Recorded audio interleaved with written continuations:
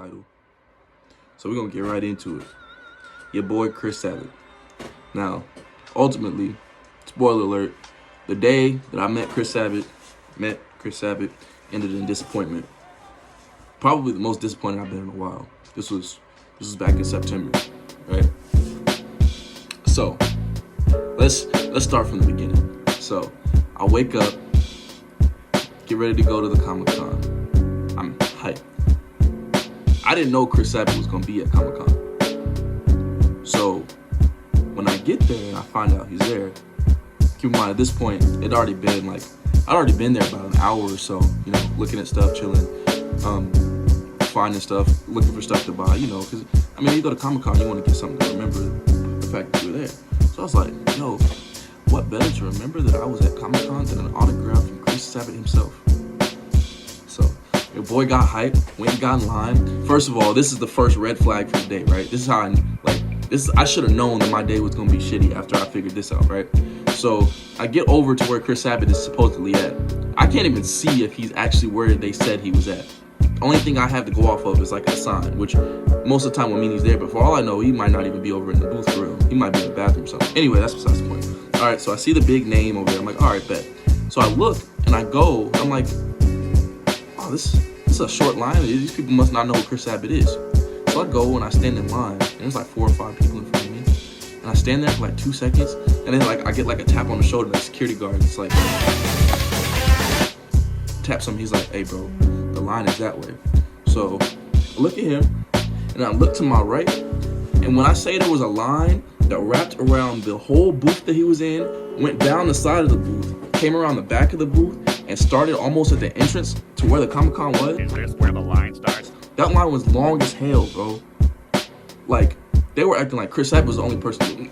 There's people here like Lou Ferrigno, who, if you guys don't know who he is, that's dude that played the Hulk in like that old like 80s movie, TV show, whatever the heck you want to call it. There was like a creative director from Nickelodeon that was there that nobody knew about. Her line was empty. Felt bad for her. Chris Sabat was literally getting all the attention, which understandably so. He's probably out of all the voice actors I know, he's probably one of the most consistent household names that I've ever heard, besides like Johnny Young Botch. If he would have been there, it'd been crazy. I'd rather meet him. Anyway, moving on. So I go to get in the back of those line. I'm already contemplating leaving. I'm like, bro, I don't even want to meet him that bad. Because I could hear him, like, from the front talking in Vegeta's voice and whatnot. And at this point, I was like, dang, that's really all I need. Like, I heard him talking Vegeta's voice in person. Like, what else? What else do I need for this? But I looked down at my hand and I realized I still had the statue that I went and got earlier to get autographed by him. So I had already committed at that point. This thing was like $30. And to me, that was a commitment. That meant that I had already taken the necessary steps to be where I was, so I might as well just go ahead and see it through. So we get in line. I'm in line for like an hour. And the part that almost threw me over the edge didn't even have anything to do with Chris Sabat. So I was behind this group of greasy, I'm not racist. This is just a descriptive, me trying to be descriptive. I was behind these greasy white kids. That sounds so bad. Okay, I was behind these greasy looking white kids. Not that white kids in general are greasy. Black kids can be greasy too, but these white kids in particular were greasy. Or they look greasy. Anyway, so I was behind these greasy white kids, and they kept inviting their other greasy white kid friends up to talk to them. Until at some point, they somehow magically ended up in front of me. So I'm my fuse is already this short because I'm already using most of my patience on the fact that I'm in this line. It's gonna take me an hour to get to the front. And then I got these white kids that are cutting in front of me, and then I don't know, it wasn't the opportune time for them to be trying to be slick. So I managed to keep my composure. Let them go ahead of me. I didn't care at this point. I just wanted to get to the front of the line, get what I came there for, and go. So I get to the front of the line, and I notice that people are swiping their cards at the front. And don't get me wrong.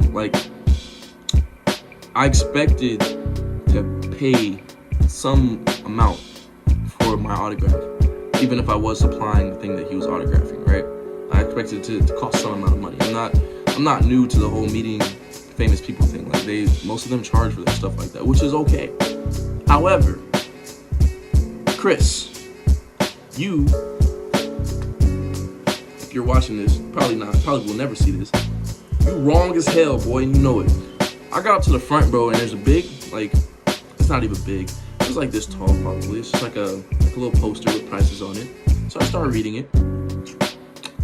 For me to get this thing autographed, this right here, for him to write on it with the Sharpie, to deface it, to vandalize it, this man was charging $50 a pop. No. To sign some shit that he didn't buy. Now, do I think that Chris Sabat deserves the money that he gets? Yes. He probably makes like 6 figures. I don't know, that's just an estimate. If I'm wrong, correct me in the comments, but as a voice actor that's well respected, has multiple roles, he probably makes like 6 figures. I could see him making that. I don't like envision him being broke. And so it baffled me. So I was like, bro, are you serious? $50? Like, I already just spent $30 on this. I still got bills to pay. Like, do I really need to make myself homeless to get an autograph from this dude? So at this point, I decided, I was like, let me look up how much autographed merchandise from Chris Sabat is going for. So this is the part that threw me.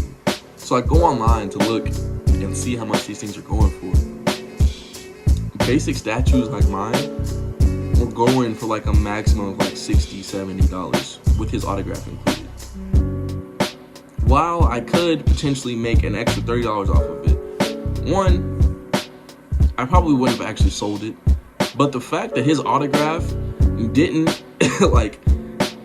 substantially increase the value of whatever it was I was getting him to sign like that made me not want an autograph that much anymore. Like, for instance, if I go and try and get like a Tom Brady autograph, part of the reason I'm getting that is because like his autograph is gonna make whatever I'm having him sign, especially if it's a piece of his merchandise, whatever I'm having him sign is going to make it worth a lot more.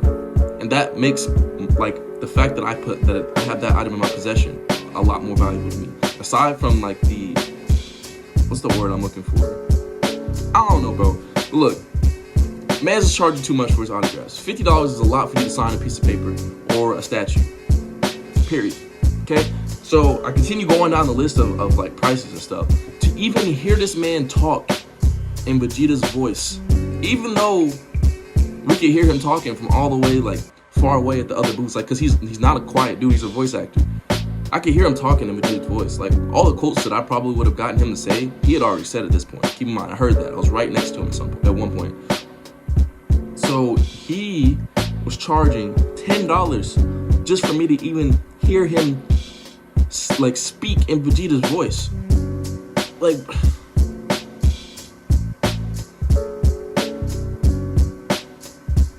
come on, Chris. I think we need to have a talk. And I might be the only person on this planet that's complaining about this right now, but help a brother out, man. Like, I'm not, by no means am I like broke, but I'm not rich. I'm not $50 on an autograph, $10 on getting you to talk to me rich. Like, to even get a picture with this dude was like, it was like $20-something. I can't remember the exact prices, but it was something else that was ridiculous to me. To me, that's ridiculous. It might not be to you guys, but I wasn't enthused, especially given that I had been waiting in line for an hour, and at this point, I was strongly considering getting out of line. So the closer I got, the closer I was to like being like, you know what, I'm done. Can't do this. And so, the thing that like pushed me over the edge and made me get out of line to leave was, I was considering the fact that anything that like I paid him to say for me, I'd already heard him say. Like, pretty much every famous Vegeta quote, like, they had already asked him to say it. And like the way it was the side that you went down, the only thing that separated me and Chris Sabat at one point was a curtain. So I could see like the outline of his head and whatnot, and I could hear him talking like perfectly clear. Like, and everything that they had him speaking in Yamcha's voice, Piccolo's voice, and Vegeta's voice. I heard pretty much everything. Like, So to me, that option was out the window. I didn't need to hear him say anything else. On top of the fact that I can go home and turn on YouTube and hear him speak in Vegeta's voice. It's not gonna make me spend any extra money because I'm hearing it in person, buddy. And the worst part of it is he wasn't even doing like him saying it in person wasn't even as good or as like convincing as it was in the anime, like, or as it is when I see it on TV. So I wasn't sold on that. Like the most like reasonable thing they had was getting a picture with him, but it was still like, even if I use my phone, these aren't professional pictures, right? The most reasonable thing on that list was taking a picture with him, and that bitch was $80 to take a picture with my boy. Like to take a picture with him, bro. Like all you gotta do is stand there. You don't even gotta say nothing.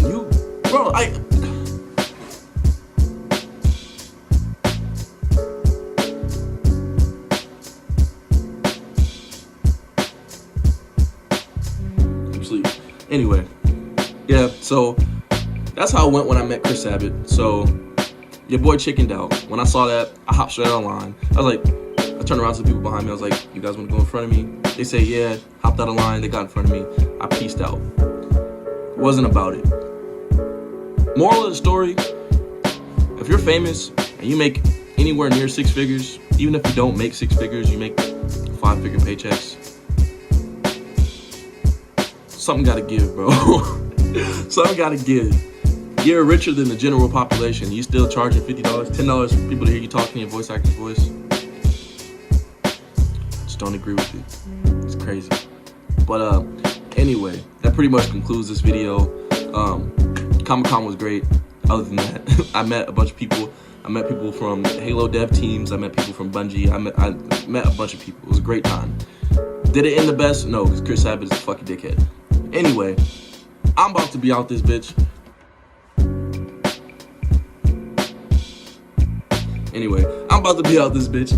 I'll catch y'all later. Follow me on Instagram at dbzrnyt. Love y'all. Welcome to King back. I'm back to YouTube, back to Instagram. I know y'all can see I've been posting recently. So hit your boy up. Let me know what's going on. Fuck with y'all heavy. Alright, catch y'all later. Peace.